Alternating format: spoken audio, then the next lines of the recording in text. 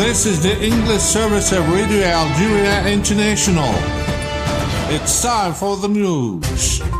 A ministerial delegation has supervised the inauguration of the Tindouf railway station and given the go-ahead to the first passenger train to Bashar province via the 950-kilometer-long Western Mining Railway line linking Bashar near Tindouf to Garage Villette. The Sahrawi Authority Against Moroccan Occupation has called on the EU to comply with the decisions of the EU's Court of Justice, confirming that Western Sahara and Morocco are two separate territories, asserting that the freedom of the Sahrawi people is non-negotiable.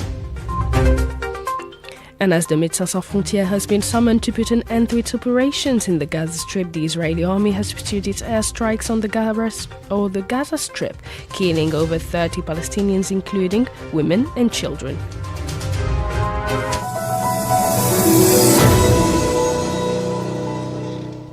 Those were the major developments. Now the full news edition. Good afternoon.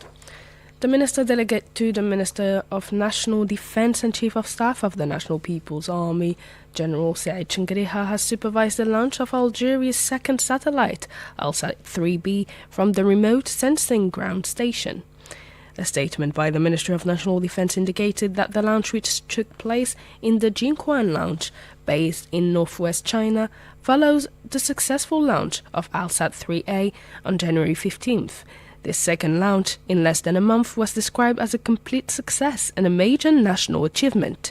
In a speech, Lieutenant General Saïd Chengriha conveyed the congratulations and encouragement of President Abdelmajid Tebboune, who closely followed all stages of the project. He also praised all contributors and stressed the importance of making optimal use of the acquired expertise to ensure effective control and further development of space technology in Algeria.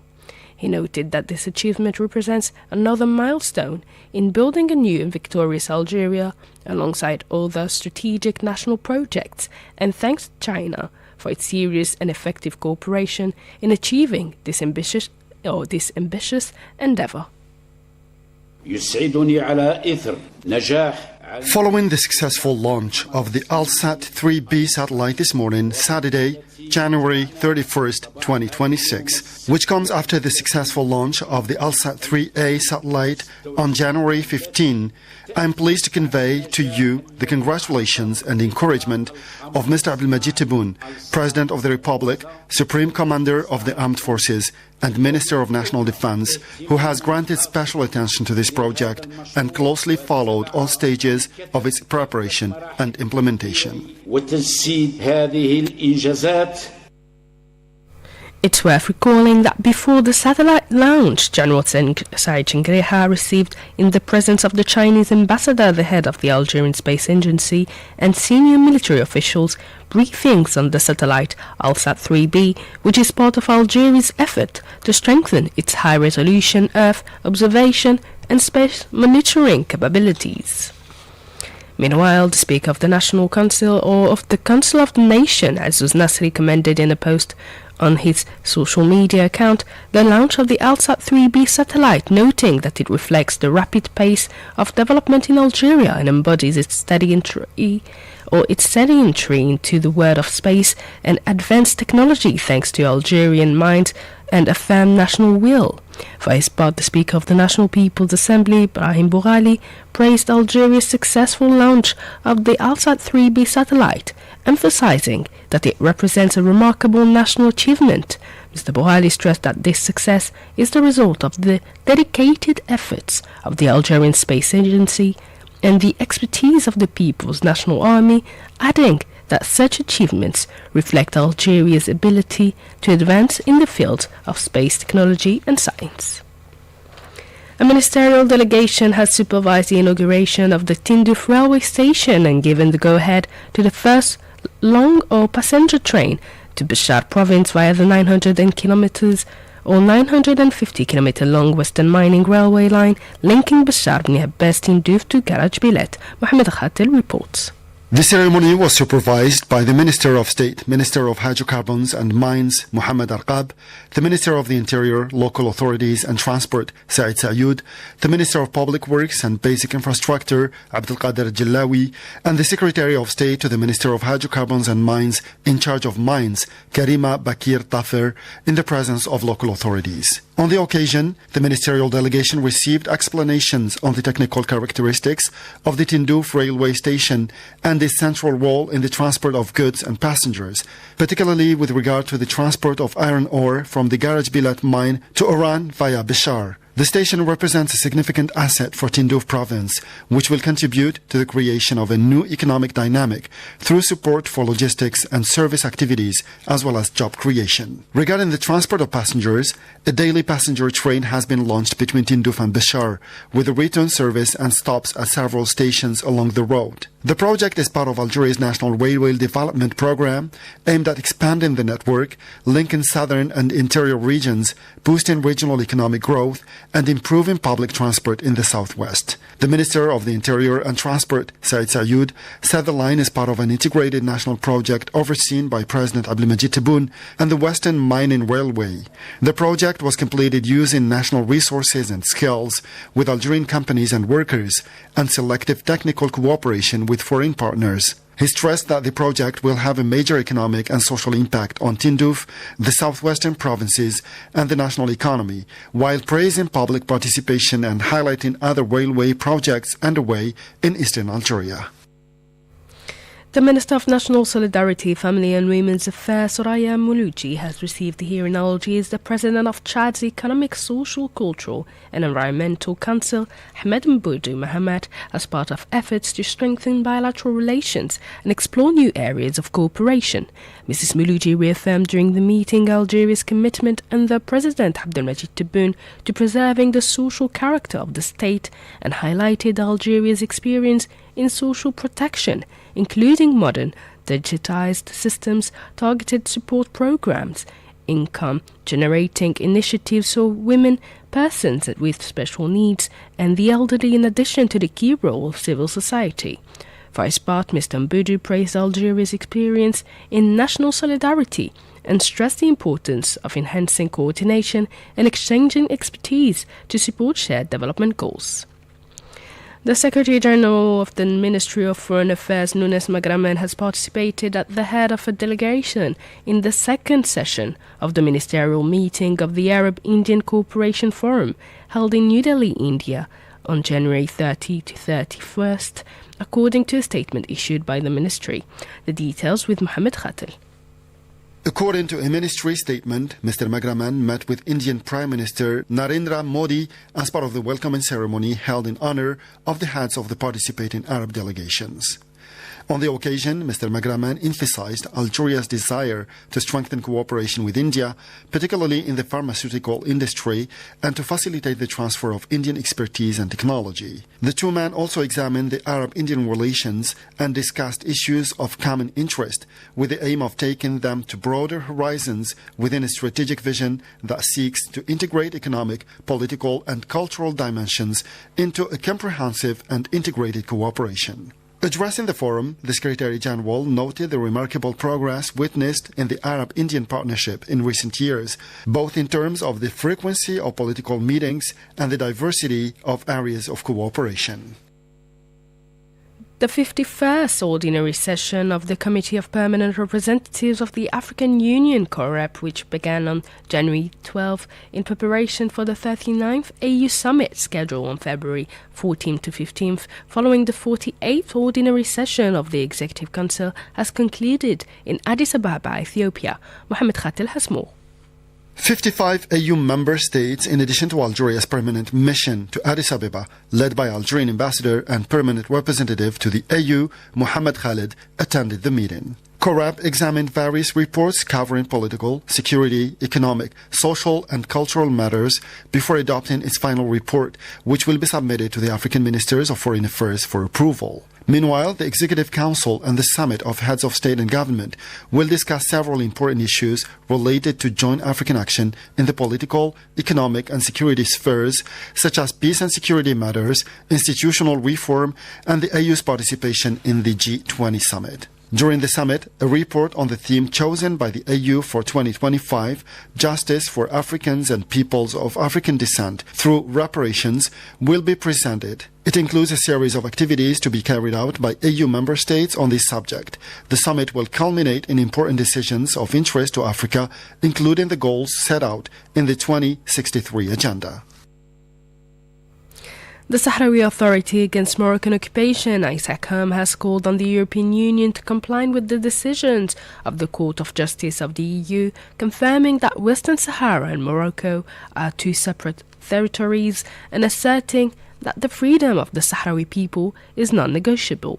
In a statement, ISACOM condemned any attempt by the EU to enter into political and economic partnerships with Morocco that could prolong the occupation of Western Sahara, sharply criticizing the EU's double standards in dealing with international issues. It considered the policy to be morally and legally reprehensible. It also pointed out that the EU could not ignore Morocco's illegal occupation of Western Sahara for more than 50 years, criticizing attempts to undermine the Sahrawi people's right to self-determination. ISACOM recalled that successive rulings by the Court of Justice of the EU, notably that of 2016, considered Western Sahara to be a territory distinct from Morocco and that it could not be included in any agreement between the EU and Morocco without the consent of the Sahrawi people and their legitimate representative, the Polisario Front. And as the Médecins Sans Frontières has been summoned to put an end to its operations in the Gaza Strip, the Israeli army has pursued its airstrikes on the Gaza Strip, killing over 30 Palestinians, including women and children.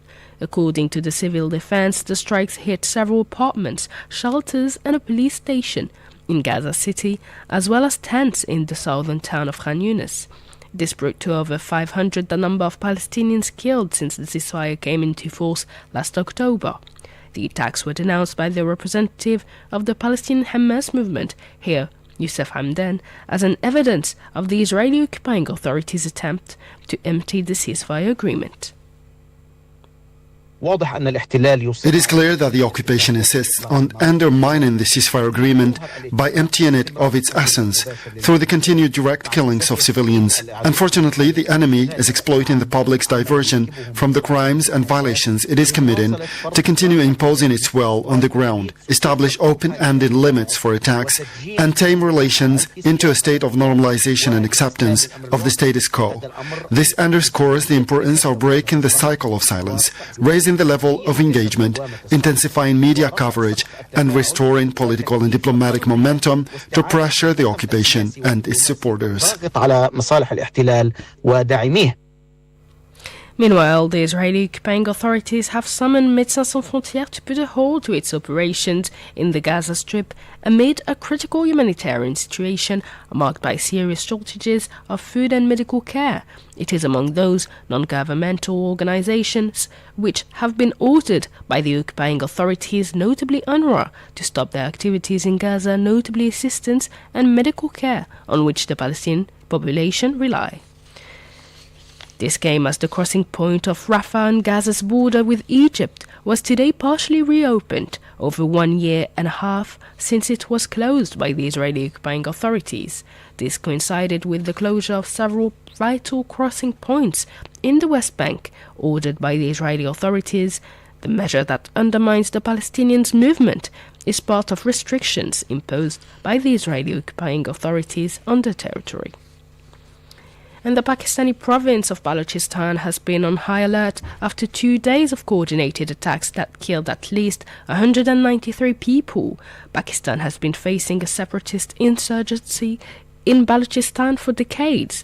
Attacks are frequent against security forces, foreign nationals and Pakistanis from other parts of the countries in this mineral-rich but poor province which borders Afghanistan and Iran. Back to the country, Algeria will open a new chapter in rail and industrial development with the launch of a 950-kilometer-long railway linking the Garaj Bilet iron ore mine to Bashar. It is the longest railway ever built in the Algerian desert. Crossing the country's southwest, the project is a key part of a national plan to modernize transport, develop strategic mineral resources, and support economic growth in inland and southern regions. Mohamed Khatir tells us more in this special report.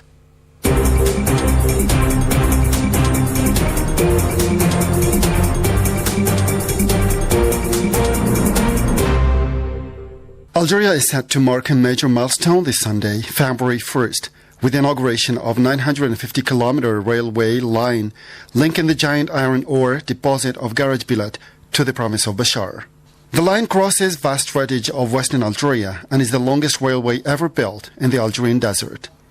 This project forms part of a national program to modernize and expand the railway network with the goal of connecting inland and southern regions, boosting regional development and improving transport services in the southwest.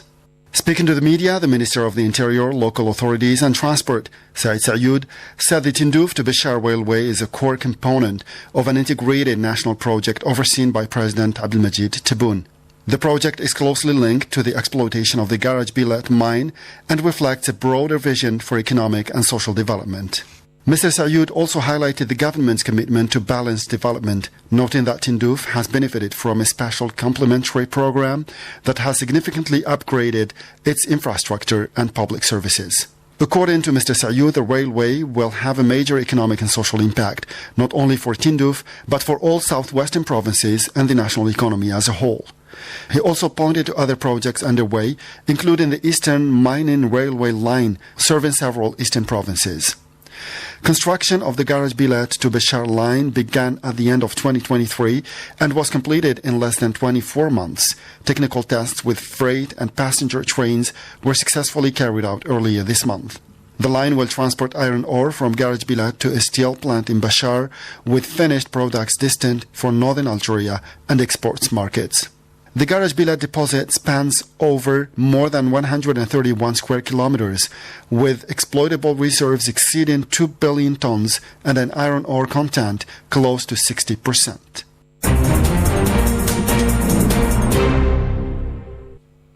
And I invite you now to listen to our weekly program by my colleague Mr. Sharfi, and stay tuned on Radio Algeria International.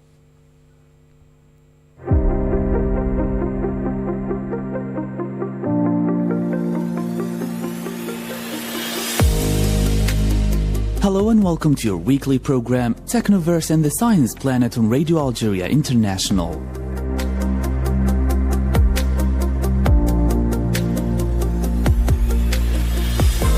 Today we explore one of the most pressing scientific and societal questions of our time, the global energy transition. Around the world, countries are pledging to move away from fossil fuels and toward cleaner, more sustainable sources of energy. Yet despite these ambitious promises, oil, gas and coal continue to power much of the planet. So are fossil fuels really coming to an end, or is the transition moving more slowly and proving far more complex than expected? To understand the energy transition, we first need to understand what energy is and why is it so central to our lives. Energy is the ability to do work, to move, heat, light and power our homes, industries and entire societies. For more than a century, the world has relied heavily on fossil fuels, including coal, oil and natural gas. These fuels are formed from ancient organic matter buried deep underground, extracted through mining or drilling and burned to release energy. Fossil fuels have powered industrial growth, transportation, electricity generation, and modern economies, enabling the technological advances we often take for granted.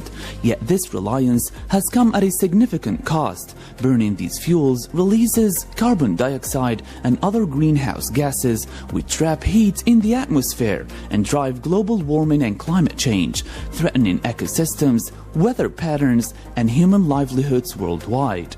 Along fossil fuels, other sources of energy exist. Nuclear energy, for example, generates large amounts of electricity through atomic reactions, producing relatively low carbon emissions. However, it also raises serious questions about safety, radioactive waste management, and long-term costs, making it a complex part of the global energy mix. Then there is renewable energy, sources that are naturally renewed and will not run out, offering the promise of a cleaner and more sustainable power.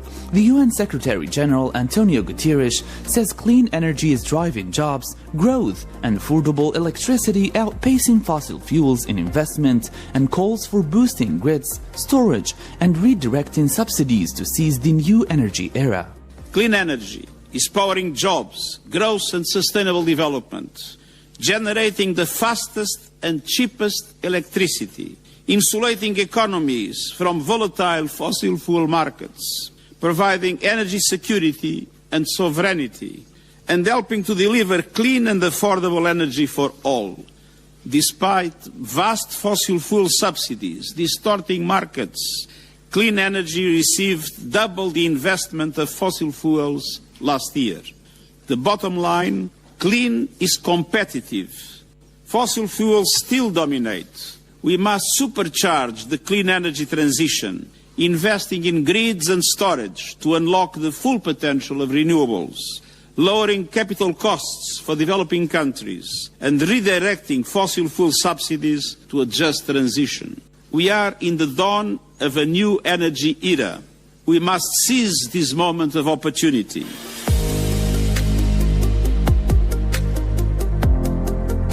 This shows that the energy transition is not just about protecting the environment, it is creating real opportunities for economies, communities, and people worldwide.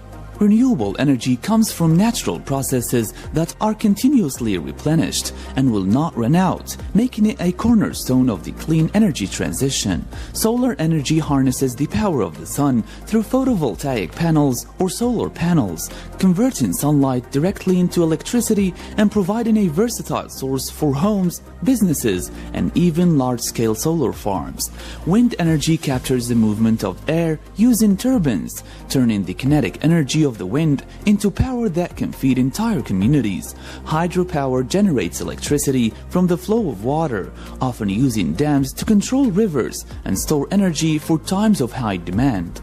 Geothermal energy taps into the heat stored beneath the Earth's surface, offering a stable and continuous source of power independent of weather conditions. Finally, biomass energy uses organic materials such as agricultural waste, wood, or even specially grown energy crops, converting them into heat, electricity, or fuel.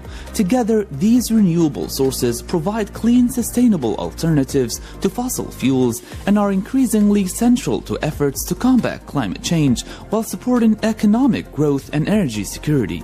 These sources produce little or no greenhouse gas emissions during operations and are central to global efforts to combat climate change. Over the past decade, renewable energy capacity has expanded rapidly, while costs, especially for solar and wind, have fallen dramatically. Yet despite this progress, renewables still coexist with fossil fuels rather than fully replacing them. The UN Secretary General Antonio Guterres says the world is entering a new clean energy era, with renewables now attracting more investment and costing less than fossil fuels, marking a major global shift. Throughout history, energy has shaped the destiny of humankind, from mastering fire to harnessing steam to splitting the atom. Now we are on the cusp of a new era. Fossil fuels are running out of road, and the sun is rising on a clean energy age. Just follow the money. $2 trillion went into clean energy last year. That's 800 billion more than fossil fuels, and up almost 70% in 10 years. A new data released from the International Renewable Energy Agency shows that solar, not so long ago 4 times the cost of fossil fuels, is now 41% cheaper. Offshore wind, 53%. And over 90% of new renewables worldwide produced electricity for less than the cheapest new fossil fuel alternative. This is not just a shift in power, this is a shift in possibility. This highlights that the energy transition is not just a plan for the future, it is already reshaping the global energy landscape. While renewable energy is growing, global energy demand continues to rise. Population growth, industrial expansion, and digital technologies require more power than ever before. Oil and gas still dominate transportation, aviation, shipping, and heavy industry. Many countries rely on fossil fuels for energy security, fearing shortages or instability if they move too quickly. Infrastructure is another challenge. Power grids, refineries, pipelines, and vehicles were built around fossil fuels and cannot be replaced overnight. Some renewable sources also depend on weather, raising concerns about reliability without sufficient storage and backup systems. This tension between ambition and reality lies at the heart of the energy transition debate. While renewable energy is clearly competitive and increasingly cost-effective, fossil fuels continue to play a central role due to existing systems, investment patterns, and political priorities.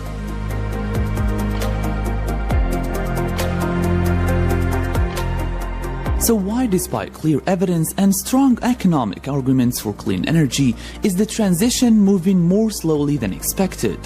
One reason is the structure of existing energy systems. While funding for clean energy is growing rapidly, trillions of dollars are still invested in oil and gas infrastructure, such as pipelines, refineries, and production facilities. At the same time, much of the global energy system, including power grids and transport networks, was designed around fossil fuels. Converting these systems to renewables require major investment, new technologies, and time, especially given the need for storage and backup solutions for weather-dependent sources like solar and wind.